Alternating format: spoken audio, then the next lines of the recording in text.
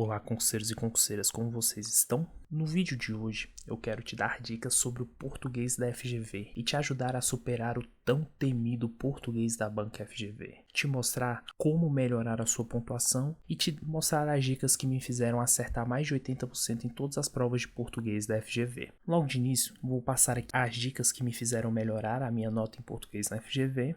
E depois resolverei algumas questões com vocês mostrando assuntos que estão sendo constantemente cobrados pela FGV e mostrar como essa banca faz a cobrança dos seus conteúdos. A primeira dica é: não brigue com a banca.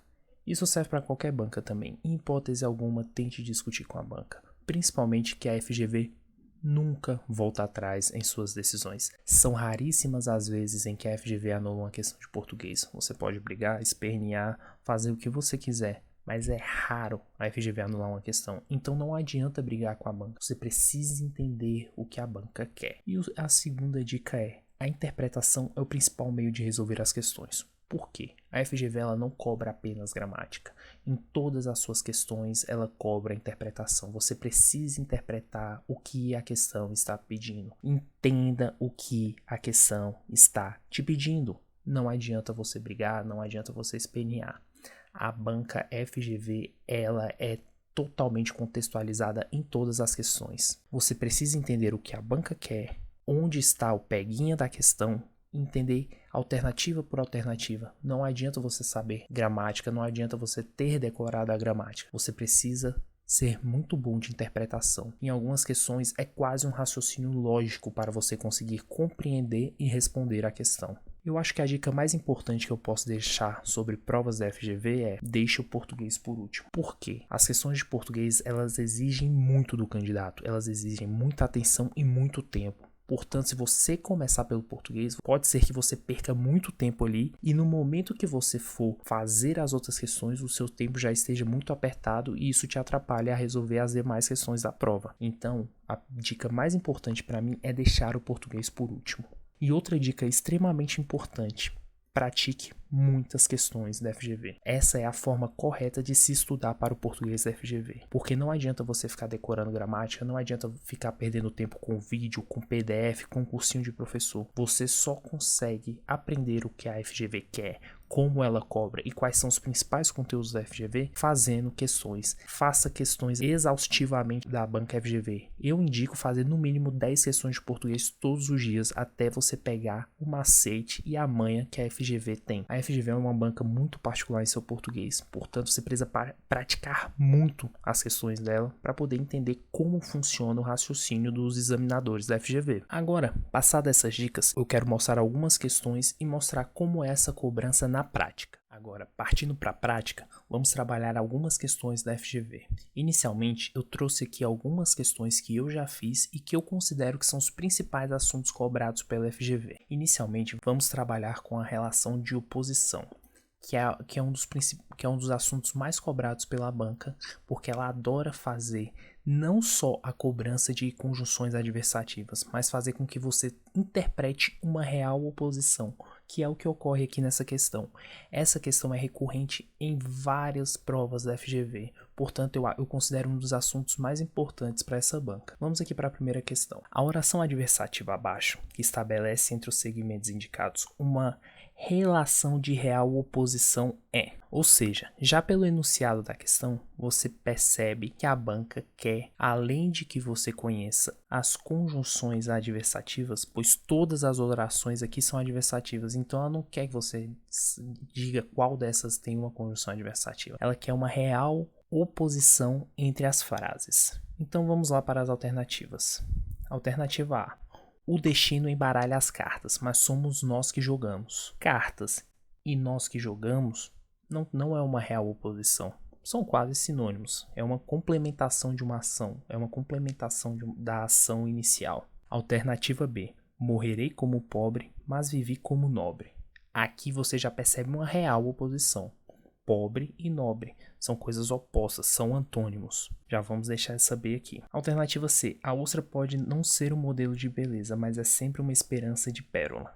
Beleza, e pérola também não são oposições. Ensina-se temperança aos cães, mas não pode-se ensiná-las aos homens. Também cães e homens aqui não há nenhum antônimo. Disco voador é um objeto que ninguém identifica, mas que todo mundo fotografa. Identificar e fotografar não são antônimos, sobrando apenas a alternativa B. É uma questão simples, mas você já nota que a questão FGV ela vem com uma interpretação. Ela não quer apenas a gramática, ela quer a interpretação. Você pode notar isso em várias questões da FGV. Partindo para a segunda questão, você já nota que é uma questão um pouco mais trabalhosa, um pouco mais elaborada, que primeiramente você tem que entender o que a questão está te cobrando. Questão número 2, vamos ao enunciado. Entre as frases abaixo, assinalem que a substituição proposta é adequada por tratar-se do único caso de adjunto adnominal. Vamos lá. Aqui é outro assunto que a banca adora. Adjunto adnominal e complemento nominal. Primeiro ela pede para fazer a substituição do termo que está em parênteses do termo anterior a ela. Vamos começar pela alternativa A. Poetas são engarrafadores de nuvens. Poetas são engarrafadores nebulosos. Você vê que a substituição ela já não traz nenhuma conexão com o adjunto adnominal. Porque aqui, primeiramente, para você fazer essa questão, você precisa entender dos critérios que diferenciam um complemento nominal e um adjunto adnominal. E eu trago aqui para vocês como fazer essa distinção. Vamos começar pelo adjunto adnominal. O adjunto adnominal, quando preposicionado, caracteriza apenas o substantivo. Já o complemento nominal pode complementar um substantivo, um adjetivo ou um advérbio. A segunda característica, o substantivo caracterizado por um adjunto adnominal pode ser concreto ou abstrato. Já no complemento nominal, o substantivo caracterizado deve ser abstrato, nunca um concreto. Se você notar que é um substantivo concreto, você já tira de cara que é um adjunto adnominal. E por último, o adjunto adnominal preposicionado é sempre agente, ele estará fazendo a ação. Já o complemento nominal, ele é paciente, ele sempre estará sofrendo a ação. Essas são as principais diferenciações entre complemento e adjunto adnominal. Com essas dicas, podemos voltar para a questão. Vamos lá. Poetas são engarrafadores de nuvens. Poetas são engarrafadores nebulosos. Aqui você já vê que perde a característica. Esse são é um verbo de ligação, então já não traz o que necessitamos. A arte, mesmo a mais pessimista, é uma proposição de felicidade, é uma proposição feliz. Esse também é um verbo de ligação, não se trata aqui de um adjunto adnominal, trata-se de uma preposição, então também não serve pra gente. Alternativa C. Como faço uma escultura? Simplesmente retiro do bloco de mármore tudo o que não é necessário. Aí fazendo a substituição, simplesmente retiro do bloco marmóreo tudo o que não é necessário. Opa, vamos lá. Marmóreo estará identificando o substantivo bloco. Bloco é um substantivo concreto. Voltando às nossas dicas, um complemento nominal ele tem sempre que ser abstrato. Já que bloco é um substantivo concreto, achamos aqui o nosso adjunto adnominal. A alternativa correta aqui seria a letra C. Vamos olhar as duas últimas. A necessidade de dinheiro monetária traz grandes dificuldades às famílias pobres. Fazendo a substituição ficaria a necessidade monetária. Monetária estaria identificando necessidade. Necessidade é abstrato. Quem necessita de algo. Portanto, é um agente paciente. Portanto, dessa forma, estamos diante de um complemento nominal. Porque o adjunto adnominal preposicionado é sempre agente e não paciente. Foque nas dicas que vai ficar muito fácil resolver esse tipo de questão. A arte é a busca do dispensável, a arte é a busca do inútil. O verbo de ligação, traz uma preposição, portanto, também não é um adjunto adnominal, ficando apenas com a letra C, que é a resposta da questão. Eu tinha resolvido essa questão e tinha resolvido errado, por não me atentar e não interpretar o que a questão estava pedindo. Eu acabei me confundindo e errando essa questão. Agora vamos para a terceira questão. As frases a seguir mostram um adjetivo sublinhado. Assinale a frase em que esse adjetivo tem valor de estado. O valor de estado é um dos principais temas que a FGV gosta de cobrar. Nesse último ano de 2024, todas as provas que a FGV fez vieram com uma questão parecida com essa. Então, foco nesse assunto. Vamos para as alternativas. Fazemos o que não podemos deixar de fazer e classificamos isso como os mais belos nomes. Belo é um estado? Não. Belo é um adjetivo que atribui a qualidade do substantivo, então não é a nossa resposta. Pensar é o trabalho mais duro que há. Duro é um estado? Não. Também denota uma característica. Não é o que precisamos aqui. Todo homem trabalhador tem sempre uma oportunidade.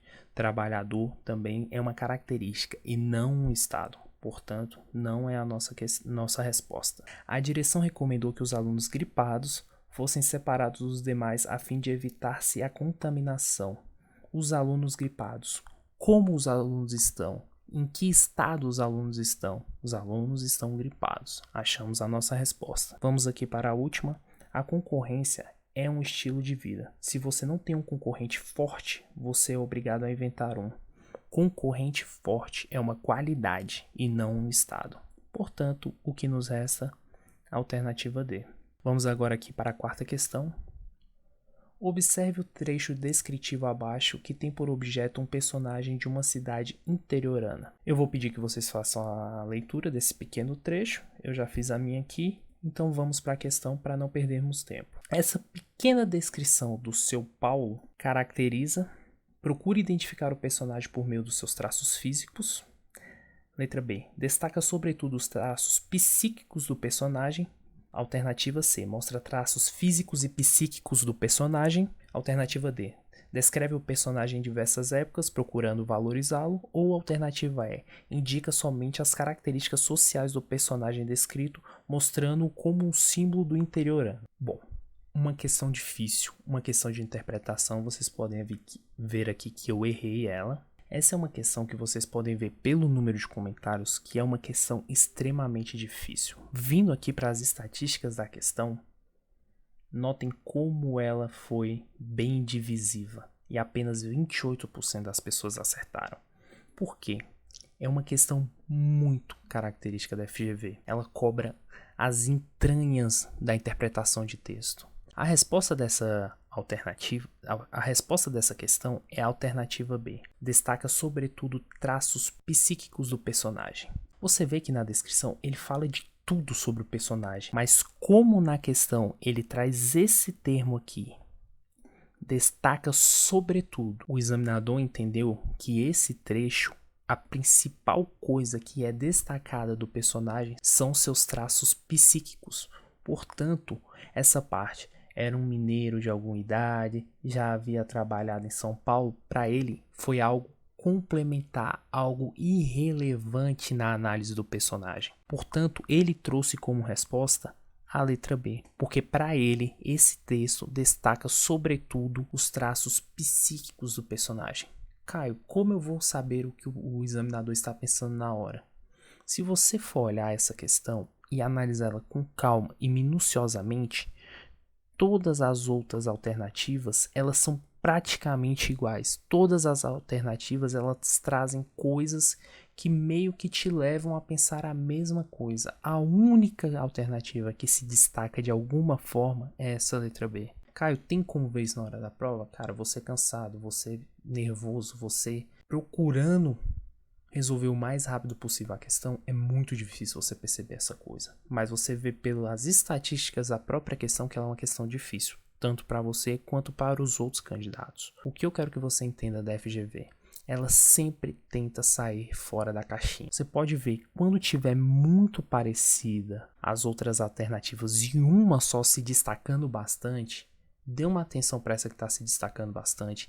Entenda cada palavra que ele está cobrando na alternativa, porque pode ser extremamente valioso para a hora da sua resposta. Nesse caso, é uma questão extremamente difícil, porém, ele trouxe de uma maneira que fizesse você pensar fora da caixinha, fizesse você pensar, bom, já que todas as outras são muito parecidas, essa diferente tem que ter um algo a mais, e esse destaca sobretudo era o algo a mais dessa questão. Muito bem, concurseiros.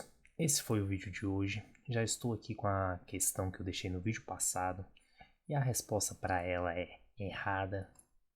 E por que errada? Aqui no enunciado podemos ver, segundo os referenciais teóricos mais dinâmicos e incrementais na comunicação, o emissor é mais decisivo e importante para a qualidade do processo de comunicação que o receptor. Obviamente que não. tanto o receptor quanto o emissor são igualmente essenciais para o processo de comunicação. Questãozinha fácil, administração geral e pública da banca CESP-Cebrasp. E agora vou deixar aqui com vocês uma questãozinha de português, obviamente, da banca FGV para responder no próximo vídeo. Utilizem as dicas que foram dadas durante o vídeo. Espero que vocês tenham gostado desse vídeo. Espero que esse vídeo tenha te ajudado a entender um pouco melhor como é essa cobrança da banca FGV. Deixo aqui o meu forte abraço e tamo junto, concurseiros e concurseiras.